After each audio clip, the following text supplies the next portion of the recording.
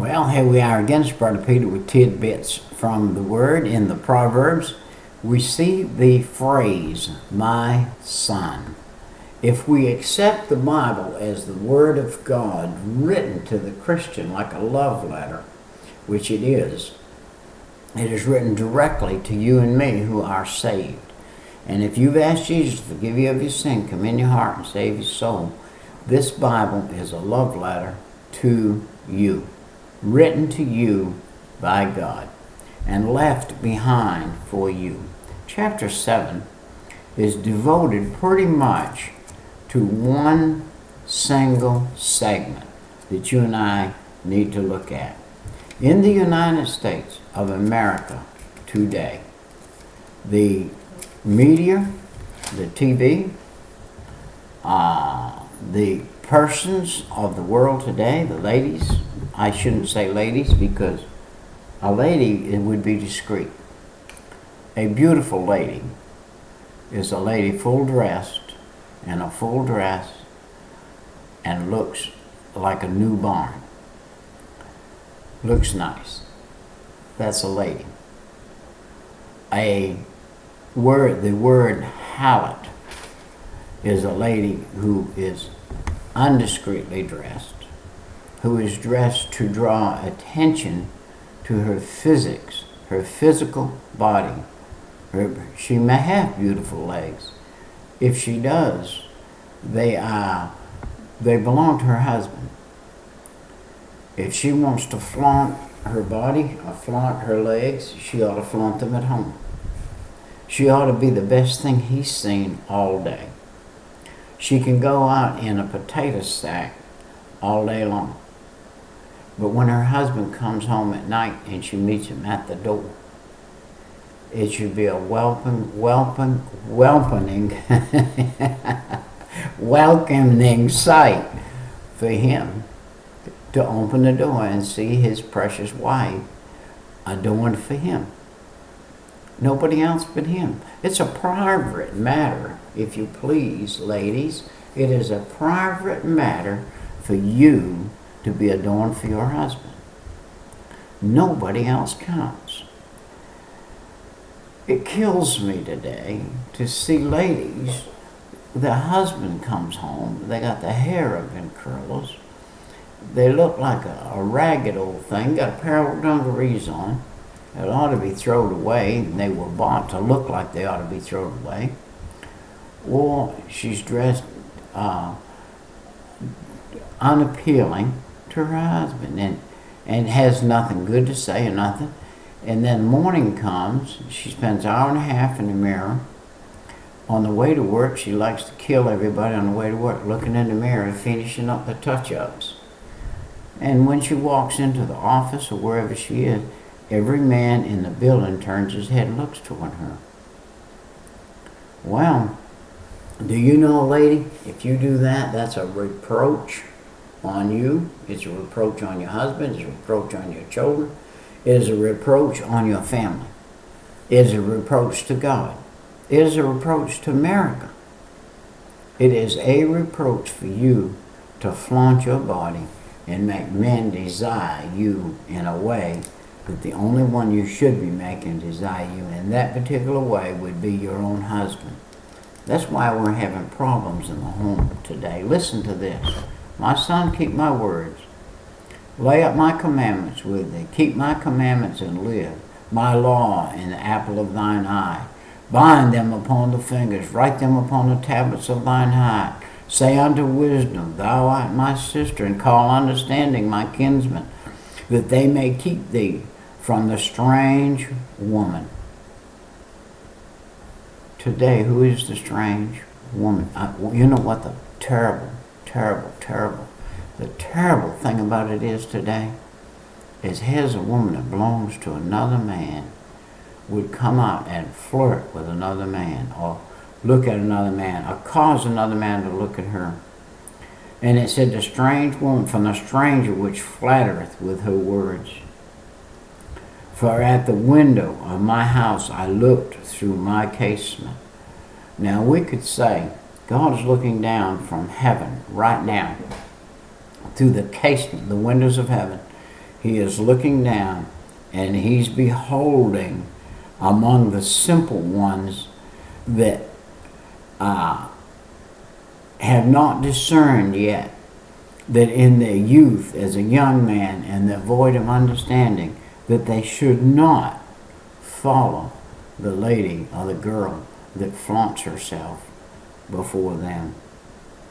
Passing through the streets near her corner, and he went the way of her house in the twilight, in the evening, in the black of dark night. By the way, it used to be that ladies came out at night. It has got to the day now where these ladies are out during the day. And they are after not just self-gratification for men to paw over them and look over them and brag on them and do all this and that. Not realizing this too. Once they're used up, they're used up. And they're no good no more. And then another thing is, they can't really live with themselves either. And if you happen to be a lady and you're watching this and this is one of your problems, you need to ask the Lord, say, God, forgive me of my sin. Come in my heart and save my soul. Help me to not live this way anymore. One of these ladies Jesus spoke to at the well. Jesus went to Samaria to the well for one reason only. He didn't go over there to get a drink of water. He said, I must go through Samaria. He knew that lady knew him in her heart. She had terrible, terrible problems with her body. She had had 5 husbands, and the man she was living with now, the 6th one, was not her husband. She had fallen in to this abominational place to where she could not stay with any one man. And she moved on from man to man. But Jesus said, go and sin no more. Don't do that way anymore. You stay with the man. You marry the man you're with, and you stay with him from now until you die. And that's the way it should be. And you're forgiven for the rest. He said, I don't condemn you. He said, I don't condemn you. And he didn't condemn the other woman that was taken in harlotry either. He said he knows you have a problem with your body. By the way, this word harlot is a bad word, but you know, there are some women that the word does not particularly fit. Rahab, I don't believe the word harlot really fit that lady. I believe she was not a self-made harlot. She was a harlot because she was taken by force and made that way and had no choice in the matter. Okay, let's get back into the book. Verse 8. Passing through the streets, he walks by her corner. She stands in the doorway, flashes her leg in the twilight, and she is lewd, and she's stubborn, and her feet abide not in her house. Now is she without. Now she see her feet didn't abide in her house. She's outside now. Now she's in the street, and lieth in wait at every corner. He's saying here, this is not just one woman. This is several women. Every corner you go by today, there's a woman waiting just to catch you up and mess you up in your marriage, and so what, and so on. I came by a place the other night called Commotions in a little town down the street from where I live. In this place called Commotions, it is a commotion. There probably were 35 cars there, and it's one of those topless bar things where you go in, you drink, and the women bear all, and the men get all upset and all excited and everything. And at the same time, look at this. I went by and I looked. It has 32 cars or so there. It has 30-something families. Their man is over there watching some woman be lewd just to go home and fight with his wife, maybe beat her up, drunk, gonna drive home drunk, maybe kill somebody on the way home. He's gonna come home drunk, pass out, and it's gonna be a tough situation. There are children involved. There are people involved. Every time that you go to one of these lewd places and do these lewd things, You are hurting other people. You hurt your family, you hurt your mother, your father, your sister, your brother, your wife, your children. There is no place for a man to go with a lewd woman. And woman, you need to cover up, and you need to be more honest with your life. Now is she without, she's in the streets. Verse 13, she caught him, kissed him, and with an impudent face said unto him, I have a peace offering with me this day. I have paid my vows. Therefore came I forth to meet thee diligently to seek thy face, and I have found thee. I have decked my bed with coverings of tapestry, with covered works, with fine linen of Egypt. And by the way, some ladies aren't out there to make a buck. They're out there because the devil's got them out there for fleshly pleasure, for attention, because they don't get the attention they need from their husband, so they seek it from somebody else.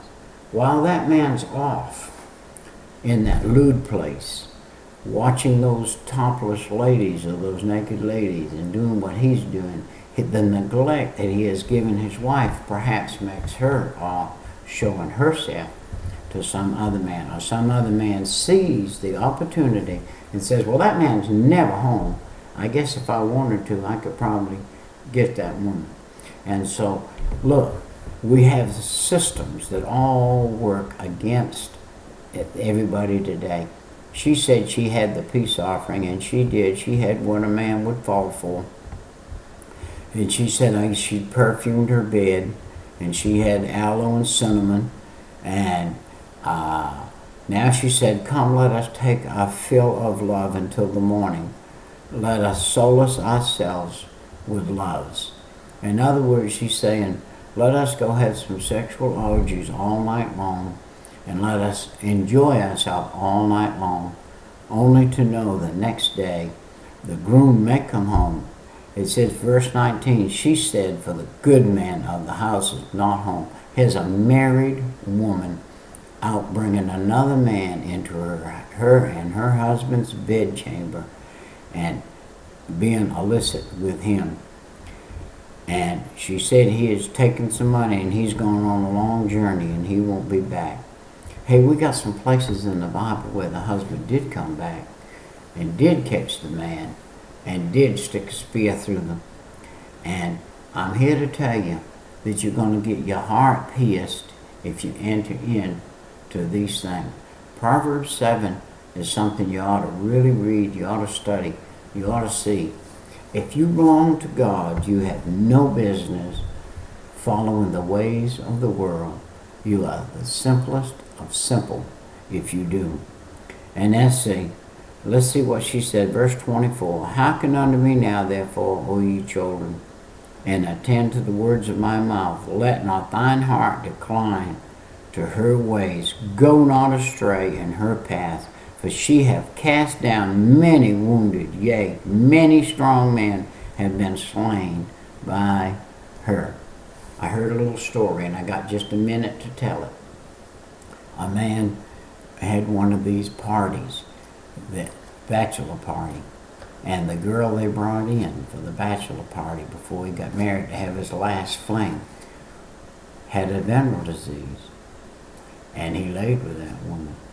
And when he got married, he gave that woman the venereal disease. And 37 years later, she told the story that she lived 37 years with that venereal disease and misery and heartache and pain because of a man that went out on a one-night stand. By the way, today, you go on a one-night stand, you just might come back with some AIDS. You're going to come back with something you don't want. My warning to you is, if you're not doing anything to protect yourself spiritually, you need to be doing something to protect yourself physically. You are in trouble, my friend, if you follow this pattern of life. This is Brother Peter. Wished I didn't have to talk on this type of subject, but this is where we are today.